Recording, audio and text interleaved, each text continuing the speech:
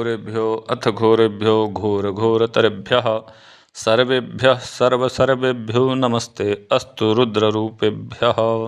शाम्ब सदाशिवाय नमः। ग्लौंगौर्ये नमः। गंगणपतये नमः।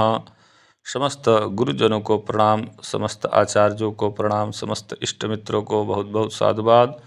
व हमारे साधु संत महात्मा जो रस ज्ञान रखते हैं और इसके द्वारा समाज की सेवा करते हैं, उन्हें हम कोटि कोटि प्रणाम करते हैं। आप लोग काफ़ी सारे लोग कमेंट में कई चीज़ें पूछते हैं, तो आप लोग को ये जानना चाहिए कि केवल हम ही परिश्रम करें तो इससे काम नहीं होगा।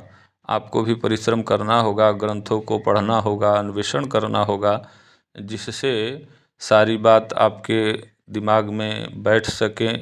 क्यों कि बिना प्रमाण के कोई काम नहीं किया जाता। प्रमाण होना आवश्यक है। हमारे ग्रंथों के माध्यम से ही प्रमाण हमको मिलते हैं और हम उन्हीं चीज़ों को सही मानते हैं। तो आप लोग कुछ अध्ययन वगैरह करते रहें। आइए ग्रंथ को आगे बढ़ाते हैं। पिछले ग्रंथ में, पिछले पृष्ठ में हम लोगों ने बाल को काला करने के लिए जो कल्प पढ़ा था, अब वहाँ से आगे यहाँ अश्वगंधा कल्प इस पृष्ठ में आप देख पा रहे हैं। तो कहते हैं अथ अश्वगंधा कल्पः, यहाँ से अश्वगंधा का कल्प प्रारंभ हो रहा है। तो कहते हैं अश्वगंधा या चूर्णम तु धात्रीरसेन भावितम। जो अश्वगंधा है उसको ला करके उसको चूर्ण बना लिया जाए और धात्री रसेन भावितम अर्थात आंवले के रस से उसको भावित कर दिया जाए बढ़िया तरीके से। तो ये अश्वगंधा जो है अति बलवान हो जाता है, जो अतिशय अति दुर्लभ हो जाता है। कहने का तात्पर्य ये है। फिर जब भावित हो जाए तो कहते हैं ज्येष्ठी मधु समायुक्तम। जेठी का जो चावल होता है, जेठी का चावल, जेठी मधु समायुक्तम मधुना सहलेहयेत। अर्थात कहने का मतलब ये है, इसको समझेंगे किस तरीके से। हमारे रसाचार्य कहते हैं कि अश्वगंधा का चूर्ण ले करके उसको आंवले के रस से भावित किया जाए, ज्येष्ठी मधु समायुक्तम उसमें मिला लिया जाए, यानी कि जेठी का जो चावल होता है भात बनाया जाए, उस भात में मधु और इसमें से 1-2 चम्मच डाल दिया जाए। मधुना सह लेह्येत। अब जब वो भात पक जाए तो उसमें थोड़ी सी मधु और डाल के उसको खाया जाए। तब कहते हैं मासद्वय प्रयोगेन बलि पलित वर्जितः। यह भोजन इतना बलिष्ठ हो जाएगा कि मासद्वय प्रयोगेन 2 महीने तक इस तरीके से खाया जाए। प्रयोगेन बलि पलित वर्जितः, यानी कि जो बल है वो छीड़ नहीं होता, बल जो है उत्तरोत्तर बढ़ता जाता है और मनुष्य जो है वो दीर्घायु हो जाता है। आगे कहते हैं योजनानां शतं गच्छेत् तच्छ भस्तस्य न जायते। अर्थात कहने का तात्पर्य हमारे रसाचार्य कहना चाहते हैं कि इस जेठी के चावल को इस प्रकार से बना के और जो खाता है वो 100 योजन, योजनानां शतं गच्छेत्, अर्थात 100 योजन तक भी अगर जो चल जाए, दौड़ जाए, तब भी उसको हरास नहीं होता, उसको पीड़ा नहीं होती, वो थकता नहीं है, वह अत्यंत बलवान हो जाता है। कहते हैं अश्वगंध फलम ग्राह्यम सूक्ष्म चूर्णम तु कारयेत। अश्वगंधा का चूर्ण बना लिया जाए, फलम 1 फल लेके, ग्राह्यम सूक्ष्म चूर्णम तु कारयेत, उसको चूर्ण बना लिया जाए। और उसके बाद कहते हैं शतावरी फलम चैका। शतावरी जो होता है उसको भी पाउडर कर लिया जाए और ये दोनों 1-1 फल ले लिया जाए। शतावरी फलै चैका चैव फलमेकम च भक्षयेत। ये दोनों को आपस में मिला लिया जाए तो 2 पल हो गया, 2 पल में से 1 पल एक बार में खाने की बात है। पलैकम मेक भक्षयेत, अर्थात उसको खाया जाए तो क्या फ़ायदा होगा?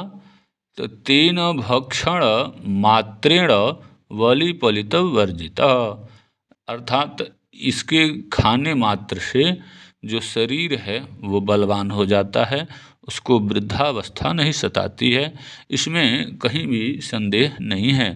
फिर आगे हमारे रसाचार्य इस कल्प में कहते हैं, अश्वगंधा च संग्राह्य मातुलिंग रसे पिबेत, यानी कि यहाँ एक शब्द आ रहा है, साइड में देखेंगे, पचेत, अर्थात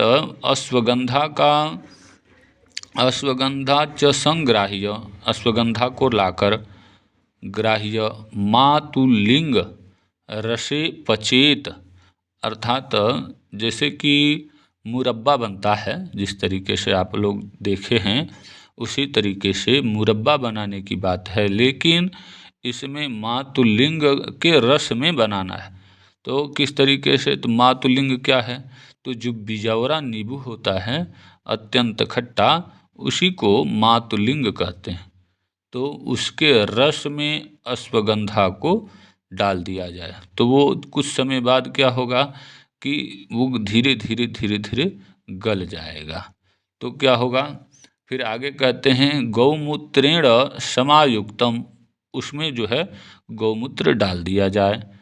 फिर कहते हैं, मासमेकम तु स्थापयेत, उसमें गौमूत्र डाल करके और 1 महीने तक उसको छोड़ दिया जाए। तो इस बात को पुनः समझें कि अश्वगंधा को ला करके उसकी सफाई इत्यादि करके, और जो बिजौरा नींबू होता है या फिर जनरल नींबू भी चल जाएगा, तो इसमें आप डाल देंगे तो वो जैसे आचार डलता है उस तरीके से ये हो जाएगा। कुछ समय बाद जब वह गल जाए तो उसमें गौमूत्र डालने का विषय है, गौमूत्रेण समायुक्तम, उसमें गौमूत्र डाल दिया जाए, यानी कि मिला दिया जाए। फिर कहते हैं कि मास में कम तु स्थापयित, 1 महीने तक उसको छोड़ दिया जाए। तो यह सारी क्रियाएं जब हो जाएंगी तब जाके यह अश्वगंधा अत्यंत बलवान हो जाएगा। शरीर को अति बली बनाने के लिए यह योग जो हमारे रसाचार्य बता रहे हैं, यह अत्यंत गोपनीय है, अति दुर्लभ है। आगे कहते हैं, गात्रमाले पये चैव सर्वकुष्ठानि हन्ति, अर्थात कहने का तात्पर्य है कि इसको जब आदमी खाता है, गात्रमाले पये चैव सर्वकुष्ठानि हन्ति मेधावी स्तुतिममां मिमां चैव किन्नरैः सह गीयते। यह इतना अद्भुत कल्प है कि इसको खाने से थोड़े थोड़े मात्रा में ही खाना है, और पय यानी कि दूध इत्यादि का सेवन भी करना है। तो क्या होगा कि जो कुष्ठ हैं, जो 18 प्रकार के कुष्ठ हमारे भोलेनाथ पहले पृष्ठों में बता चुके हैं, तो किसी प्रकार का चर्म रोग हो, कुष्ठ हो, वह सारा का सारा उसका शमन हो जाता है, और वह व्यक्ति मेधावी अर्थात उसका जो बुद्धि होगा, जो उसकी बुद्धि है वो अति विलक्षण हो जाती है। मेधावी स्तुतिमिमां चैव किन्नरैः सह गीयते, वह गायन में अत्यंत विलक्षण हो जाता है।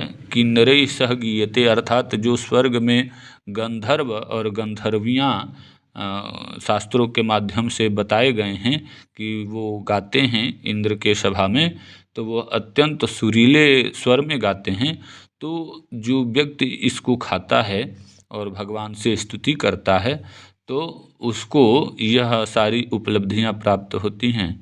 वह किन्नर के समान यानी कि गंधर्वों के समान उसका कंठ हो जाता है, और वो गायन वगैरह करने में अत्यंत उच्च कोटि का स्थान प्राप्त करता है।